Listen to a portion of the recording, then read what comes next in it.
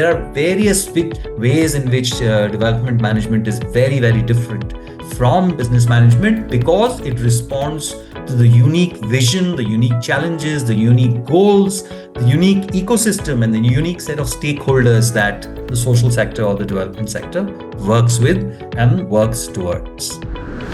So at a very fundamental level, it would be unethical if you don't have participative processes and you have, top-down processes. So even the way you would look at management decisions, whether it is behavior change, whether it is talent management, whether it is managing projects and people, we will constantly have to bring these notions of ethics and values when you're talking about it in the development management space.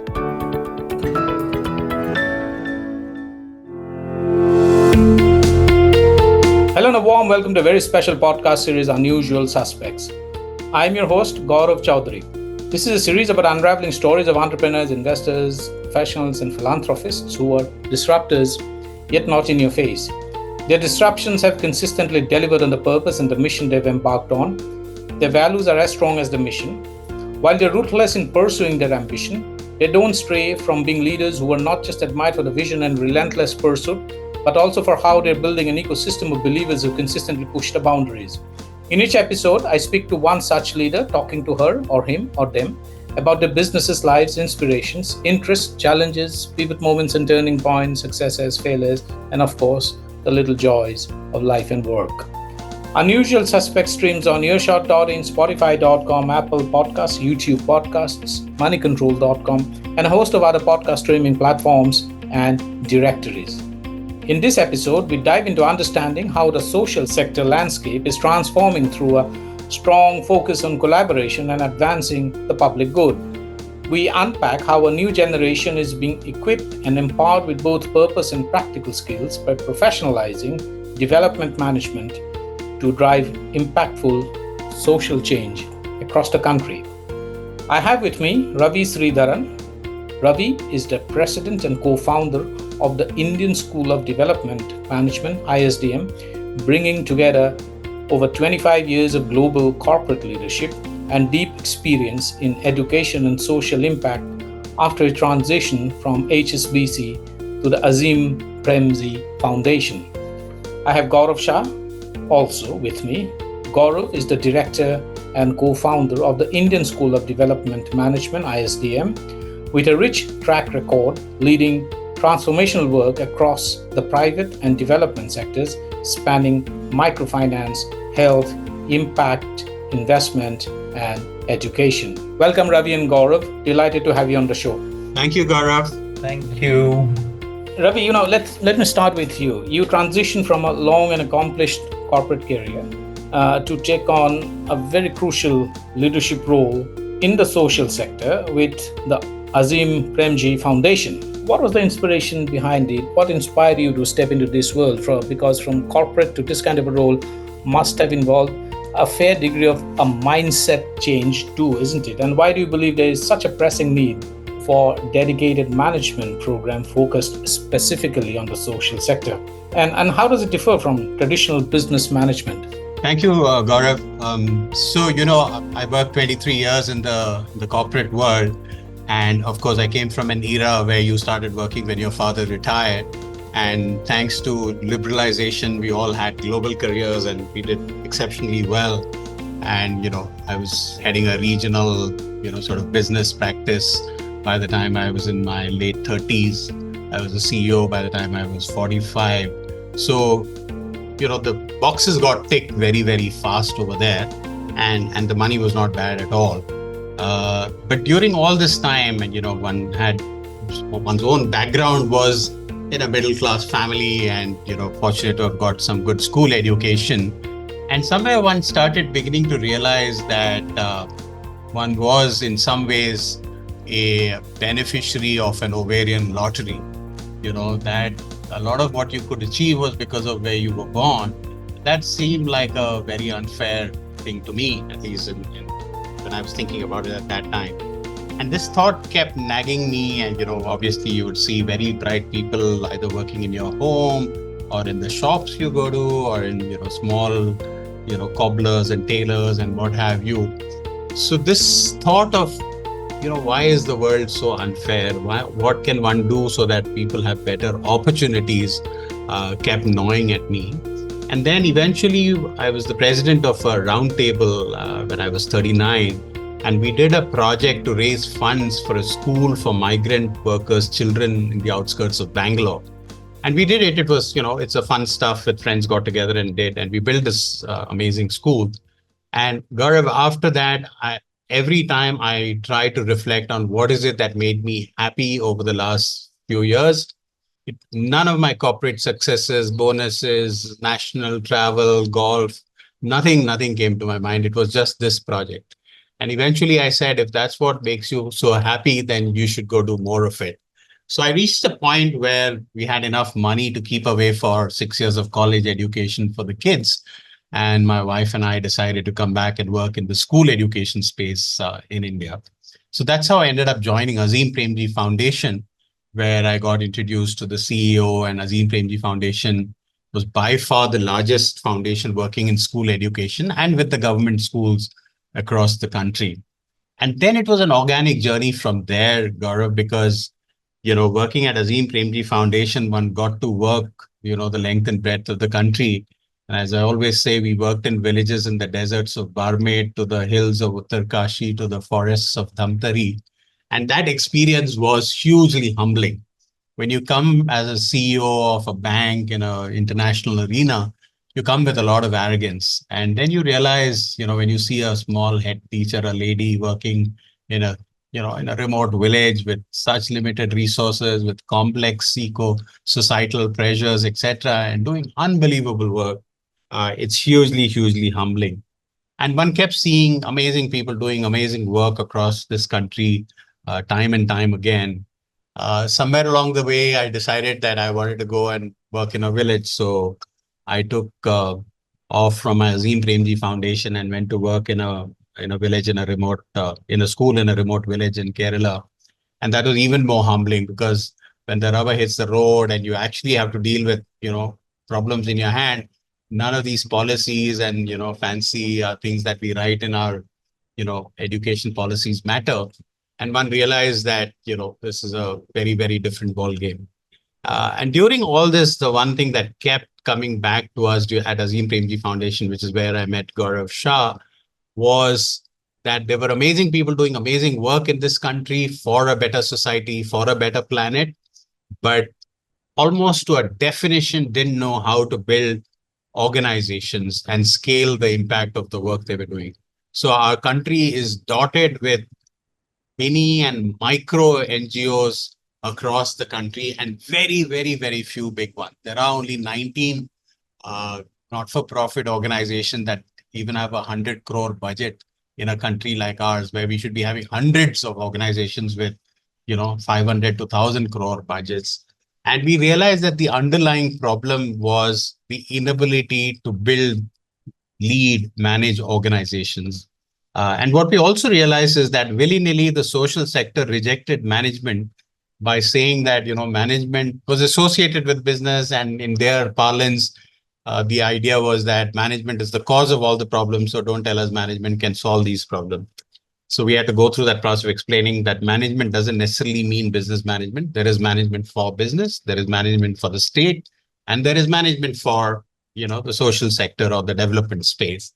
And then we researched the world. We went across, to universities. We spoke to people in all continents and, came back realizing that there wasn't any institution. There were many institutions, that were doing work in the not-for-profit management space, but they were either rooted in a business school trying to answer questions from a business mindset, or in public policy schools trying to address it from a public policy mindset.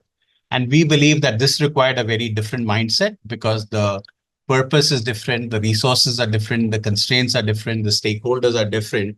So we went off on this journey to figure out how do we build the third pillar of management for the third sector, right? So that's where we started this journey of building ISDM.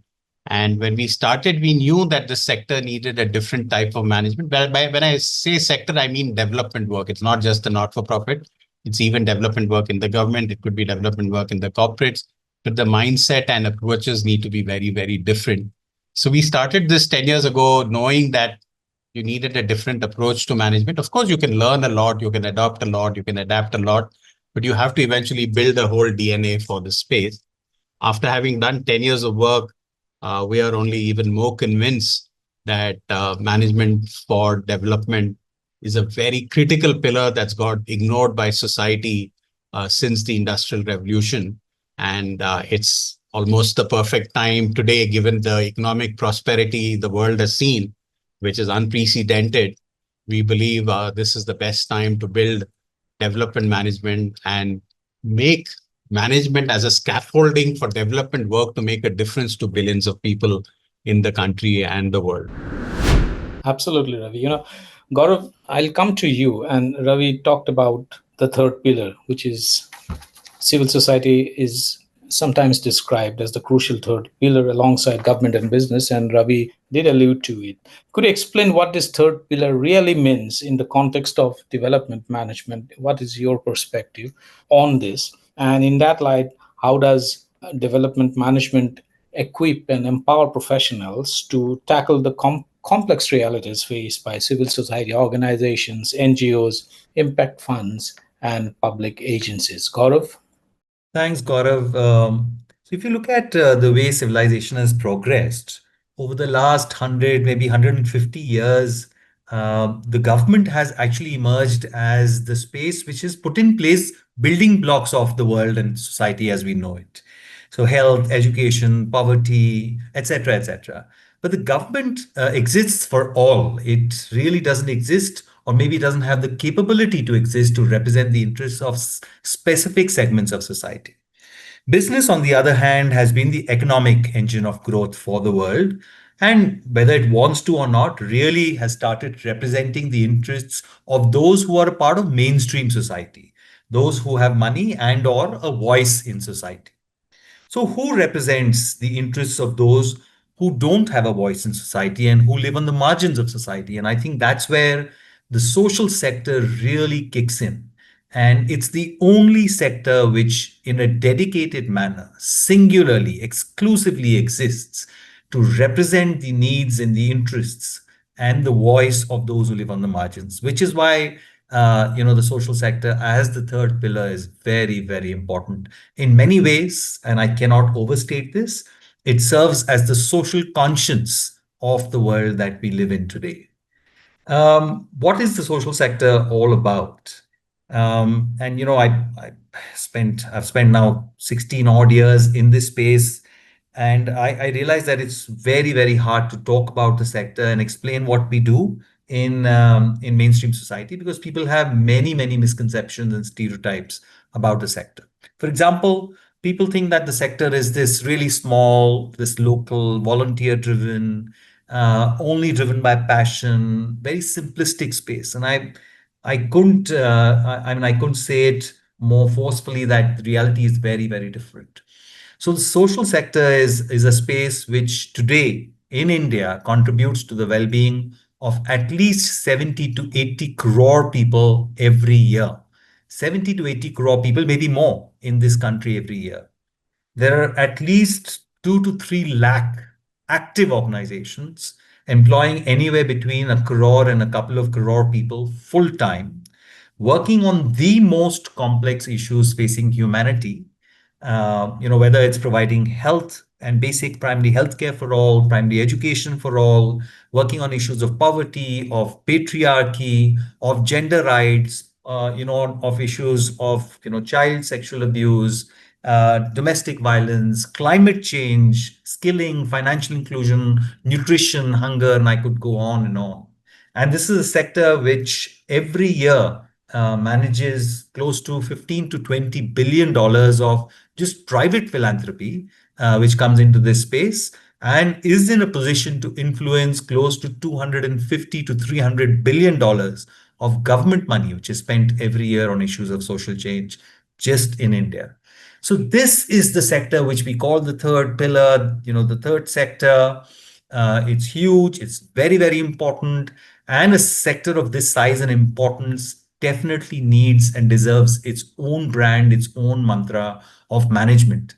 For most people, the idea of management is foreign and alien to the social sector because of the stereotype and because of how they look at the sector. And, but once you realize the full scope and the size and the magnitude and the importance of this space, I think it's a no-brainer that this space needs management.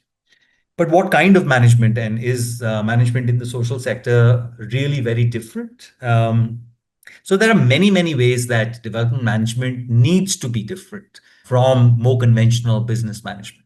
For example, business management exists to serve the needs of a small group of people called investors. So short-term profit maximization for investors is really the goal of business management. Development management needs to exist to create longer-term value for a wider collection of stakeholders, including the planet. The idea of business management is based on the holy grail of competition. And really, and both Ravi and I, as students of business management, ever since we joined business school, we've always taught and told to compete. And that was really the way to get to the pot of gold at the end of the rainbow.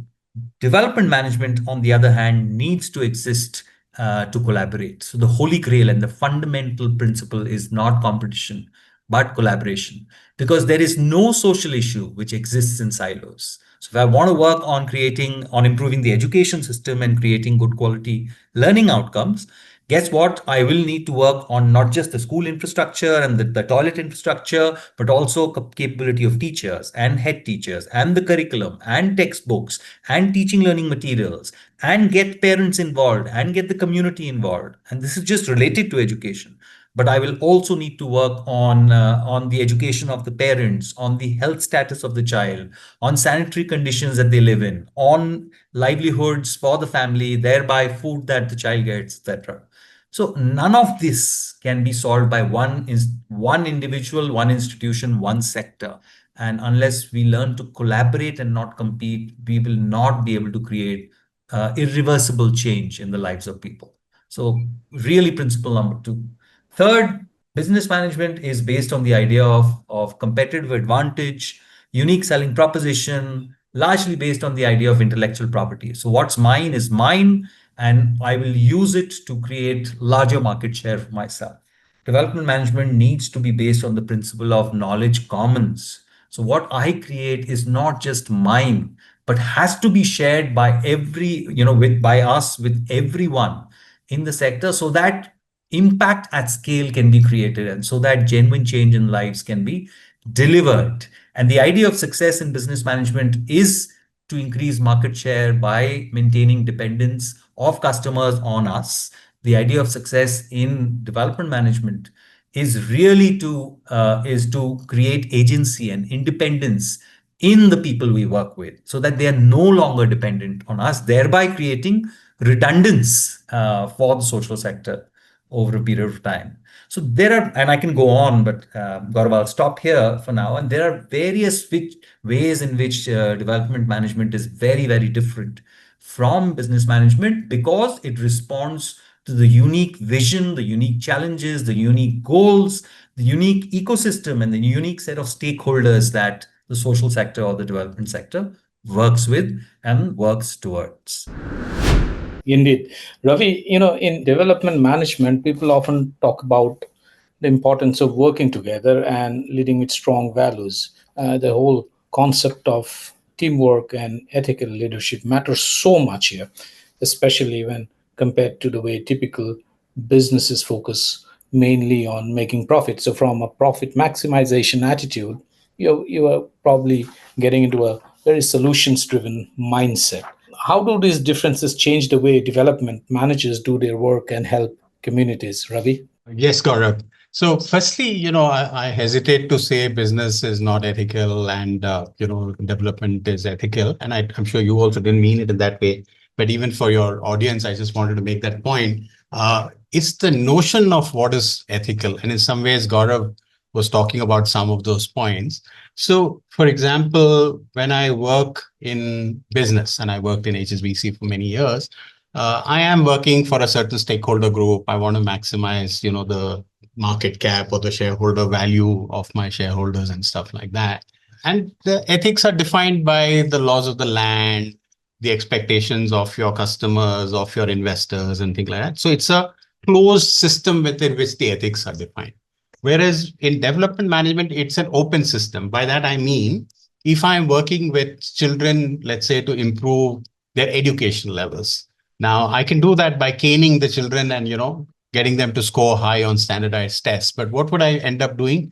I would end up creating very bad adults, who may have all sorts of wrong ideas when they grow up. So ethics here is much more an open system, right?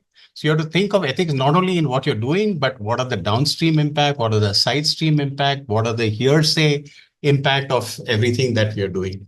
And the second thing is that when you talk about values, the values somewhere underpin what defines the framework for a good society. And we use this phrase at ISDM called universal human values. Some of these values are universal, right? Whether it is going back to some of the political ideas of liberty, equality, fraternity, or more interpersonal ideas of being fair, being respectful, etc. Our belief is that you can't be doing work in that space and run your organization contrary to all those values that you're talking about. And the second is whatever intervention you have to do, you have to build those values into the choices that you make, into the structures you create, into the decisions you take, and so on and so forth. So how do you work with the community who, if you start working with them as if you are here to help them because they are poorer, they are weaker, they are less capable, then you've created an unequal structure fundamentally. So when we work in the space, when we talk about values, when we talk about ethics, it's very intrinsic to our work, and it's very open system in the sense that it's not restricted to only the here and now choices, but it's also for the forever, for the future, for the nearby, and so on and so forth. In business, I may not worry about that. If the law says that I'm allowed to pollute up to X level, I will take my pollution level still X so that my costs don't go up. Whereas here, if I believe pollution is going to affect some weaker sections of society, then I will not, sort of make those choices. So in many ways, ethics and values in the world of business is defined by a set of very definitive, what I call closed system norms. Whereas in development management, it's far more wider and open systems in the way we would look at values and ethics in the space. And ideas that Gaurav talked about, right, of things like participation, right? You're not being ethical if you're not involving the communities in the choices that are being made for their lives. So how do you involve them now? They may not be as well educated as you, but they have a lot more understanding of their lives, their problems, their situations, and so on and so forth. So at a very fundamental level, it would be unethical if you don't have participative processes and you have, top-down processes. So even the way you would look at management decisions, whether it is behavior change, whether it is talent management, whether it is managing projects and people, we will constantly have to bring these notions of ethics and values when you're talking about it in the development management space.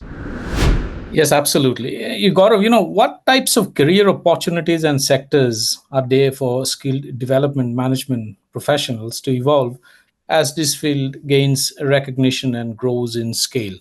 So the sector over the last decade or so has really, really expanded. And I think the imagination of careers in the sector has really changed drastically and dramatically. So from an organizational lens, for example, most people just think of small local NGOs when they think of careers in the social sector. But the spectrum is large. So you can work in the government, and there are various ministries which are closely related to the work which happens in the sector, and they keep coming with opportunities for people to work in. You can work in funding foundations, both Indian, international. You can work in CSR. You can work in social sector consulting and research firms, and there are many, many such firms. And you can work in non-profit organizations, local, national, and international, and across a variety of domains from health to education to skilling to gender to livelihoods, rural development, climate, etc. There is also this increasing space of for-profit social enterprises where one can think of building careers. And besides all of this, one can think of becoming an entrepreneur and really building a social enterprise which can help solve for social issues and social problems. So this is one lens of looking at career. The other lens is through the nature of work that one can do. So one can, build a career in academia and research, and become knowledge creators in the social sector. One can, become technical experts in the social space, thereby developing expertise in natural resource management or in primary health or in education or in gender, etc. This particular career is what we call social work. You can become policy experts, and build a policy career. Or you could also build a management career. Just like in the business space, you have a variety of different careers. Social sector also gives you the ability to build a variety of different kinds of careers, and different higher educational opportunities are available to prepare yourselves for each of these careers. From masters in development studies kind of programs for research and academic careers, to a masters in social work for social work careers, to a masters in public policy and public administration for policy careers, and a master's in development management for management careers. Within the management space, there are a variety of different kinds of roles that one can really explore. So, from management of organizations to management of people to management of money to management of programs to management of networks and partnerships to management of impact to management of knowledge to management of technology for social change to management of strategic communications and narrative building and behavior change. So, I mean, the scope of opportunities that exist in the social sector today are tremendous, and truly, depending on where one comes from, what one seeks to do, and what are the skills that one really brings to the table, there is a sweet spot for everyone looking to work in this space. And really, I truly believe that today in India, we need the brightest minds in this country to work on solving the most complex problems facing humanity. And I think once that starts happening, we will start becoming a more just, a more equitable, a more humane, and a more sustainable world for all.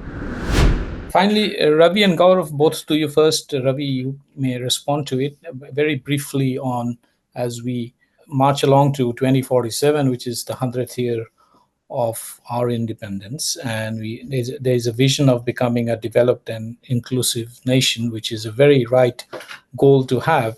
And as sustainable development goals guide global efforts on equity, health, and environment, how do you see development management evolving to meet these ambitious targets? Ravi, first you, then Gaurav. Thanks, Gaurav, for asking this question, because it is such a critical piece in the way we are thinking about things at ISDM. Because we believe that in the journey of Viksit Bharat, India by 2047 will become a $25 trillion plus economy. And if it goes at the same development spends of 8%, that's a $2 trillion development spend. And of course, significant amount is by the government, and a lot of it is from private philanthropy. But $2 trillion is the size of this entire country and annually. And I don't think this country has seen that sort of development capital available to it in the last millennium. And thereby, this is a window of opportunity that this country is having in front of it for the next 20, 25 years, which is unprecedented. And we can make a difference to the over a billion lives in this country that, deserve a better life. But for that to happen, we must be able to have professional talent to manage those development budgets. And by this, we mean management talent in the government, management talent in the not-for-profit space, in the social enterprise space, and even in the CSR and ESG space and things like that. So our view is that development management is a critical lever for this prosperity to translate into progress for all in this country. And if this development management doesn't saturate Samaj, Sarkar, and Bazaar, and it allows the money to just flow freely, we will create the most unequal country the world has seen. So it's mission mode from now for the next 20, 25 years We need to bring development management. We need to bring the capital that Gaurav was talking about for managing development in this country. And if we succeed, we'll create the most amazing country this world has ever seen and become a role model for the entire global South. And unfortunately, it's not guaranteed. And if we fail, we will create the most unequal country this world has probably ever seen. Yeah. So for us, development management is a hugely important lever in India's journey to a Viksit Bharat and Amrit Kal. Gaurav, final word for you. So the idea of mainstreaming development management is critical to create the kind of world that Ravi was just talking about.